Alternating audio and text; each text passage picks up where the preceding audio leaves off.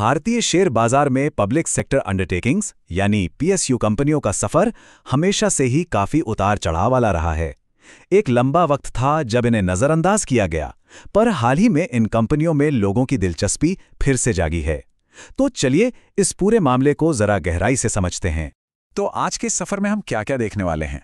सबसे पहले पीएसयू की पुरानी कहानी और नई चाल, फिर बात करेंगे इनकी असली ताकत की। उसके बाद इन्हें समझने के 3 अलग अलग नजरिए देखेंगे और जानेंगे कि बदलाव की ये नई हवा आखिर है क्या। और हाँ, आखिर में उन 6 स्टॉक्स पर भी नजर डालेंगे जो इस समय फोकस में हैं। तो जैसा कि हमने अभी बात की, 2 साल पहले पीएसयू स्टॉक्स में एक जबरदस्त तेजी आई थी। लेकिन देखिए, एक बात तो साफ है, किसी भी कंपनी में सिर्फ उसके पिछले रिटर्न देखकर पैसा लगाना समझदारी तो नहीं है ना। इसीलिए ये जरूरी हो गया है कि पीएसयू स्टॉक्स पर एक नई और ताज़ा नज़र डाली जाए। तो चलिए अब बात करते हैं उन बुनियादी ताकतों की जो पीएसयू को हमारी इकोनॉमी का एक मजबूत पिलर बनाती हैं। पीएसयू के साथ सबसे बड़ा भरोसा होता है सरकारी कंट्रोल का। इससे होता क्या है, इन्हें कम ब्याज पे आसानी से पैसा मिल जाता है और ये उन बड़े प्रोजेक्ट्स को भी आराम से संभाल सकते हैं जो दशकों तक चलते हैं। सोचिए, बिजली, गैस, डिफेंस, पेट्रोलियम, ये ऐसे भारी भरकम सेक्टर्स हैं जहां इनका दबदबा है। देखिए, सारे पीएसयू एक जैसे नहीं होते। उन्हें एक ही चश्मे से देखना सही नहीं है। इन्हें बेहतर ढंग से समझने के लिए हम इन्हें 3 अलग अलग कैटेगरी में बांट सकते हैं। इससे इनका बिजनेस मॉडल एकदम साफ हो जाएगा। तो ये 3 कैटेगरीज हैं। पहली, इंजीनियर्ड एडवांटेज, मतलब जिन्हें बनाया ही मुनाफे के लिए गया है। दूसरी, साइक्लिकल, यानी जिनका प्रदर्शन इकोनॉमी के उतार चढ़ाव पर निर्भर करता है। और तीसरी, नीति आधारित, जिनकी कमाई सरकारी पॉलिसी से बंधी होती है। पिछले कुछ सालों में इन कंपनियों के काम करने के तरीके और खास तौर पर इनके बात करने के तरीके में एक बड़ा फर्क आया है। पहले क्या होता था, ये कंपनियां खराब प्रदर्शन के लिए इकोनॉमिक साइकिल को दोष दे देती थीं। पर अब वो साफ साफ वजह बता रही हैं और अपने फ्यूचर की स्ट्रैटेजी भी शेयर कर रही हैं। यही ट्रांसपेरेंसी इन्वेस्टर्स का भरोसा बढ़ा रही है और इसी वजह से कुछ कंपनियां तीसरी कैटेगरी से निकलकर दूसरी की ओर बढ़ रही हैं। तो इसी बदलते माहौल में कुछ खास कंपनियां हैं जो बाजार के एक्सपर्ट्स का ध्यान खींच रही हैं। चलिए उन 6 स्टॉक्स पर एक नजर डालते हैं जिनमें एक बड़ा अपसाइड देखने की उम्मीद की जा रही है।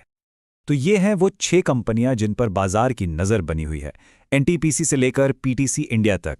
यहां हम इनका मार्केट कैप और हाल का प्रदर्शन देख रहे हैं, जो इनकी मौजूदा स्थिति की एक छोटी सी झलक देता है।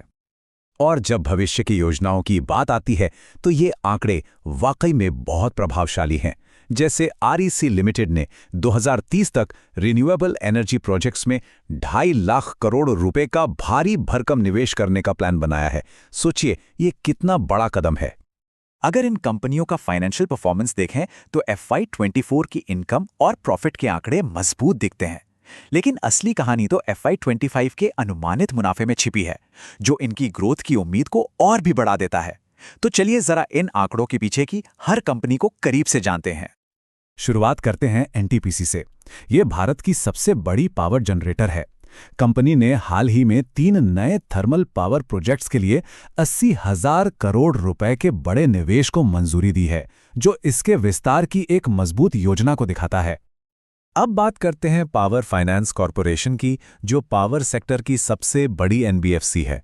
इसका रिन्यूएबल एनर्जी पोर्टफोलियो 80,000 करोड़ रुपए को पार कर चुका है और ये 35% की शानदार सालाना दर से बढ़ रहा है।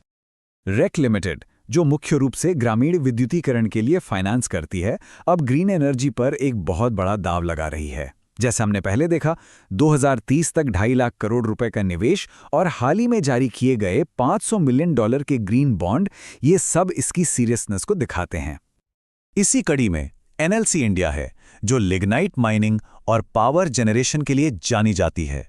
ये 2030 तक अपनी कैपेसिटी को लगभग 3 गुना, जी हाँ 3 गुना बढ़ाकर 20 गीगावाट तक ले जाने का एक बहुत बड़ा लक्ष्य लेके चल रही है, जिसके लिए 1.25 लाख करोड़ रुपए का कैपेक्स प्लान है। ऑयल इंडिया लिमिटेड का विजन काफी लंबा है। ये कंपनी कच्चे तेल और गैस प्रोडक्शन पर फोकस करती है।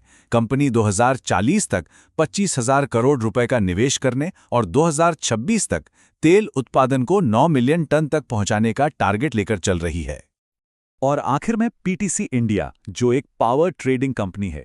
ये कंपनी भारत के बड़े ग्रीन एनर्जी लक्ष्यों के साथ जुड़ चुकी है और इसका मकसद 2030 तक 500 gigawatt non fossil fuel capacity पैदा करने में मदद करना है। तो इन सब बातों का सार क्या है? सार ये है कि पीएसयू स्टॉक्स को देखने का पुराना तरीका शायद अब उतना कारगर नहीं है। सिर्फ पिछले रिटर्न या सरकारी टैग को देखने के बजाय एक नए और ज्यादा एनालिटिकल नजरिए की जरूरत है। आज हमने जो फ्रेमवर्क समझा और इन कंपनियों के जो फ्यूचर प्लान्स देखे हैं, उनके आधार पर ये सवाल सोचना तो बनता है, क्या ये कंपनियां अपने प्रदर्शन और नई पारदर्शिता के दम पर बाजार की अगली बड़ी तेजी का नेतृत्व कर सकती हैं?